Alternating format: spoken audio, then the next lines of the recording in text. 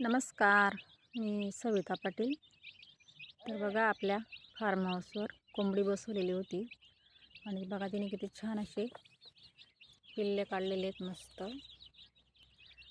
आणि त्यांना कसे खाऊ घालते ती बघा, माती कोरून कोरून त्यांना काहीतरी शोधते, ती त्यांना खायला देते.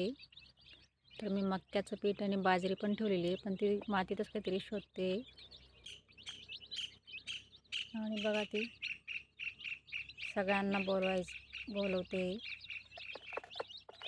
बघा कशी बोलवते ती. आणि सगळे पिल्लू छान असे मस्त टवटवीत आहेत.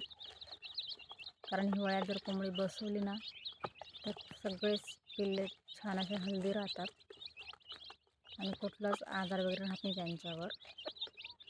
तर कसा आहे आजचा व्हिडिओ कमेंटमध्ये नक्कीच सांगा.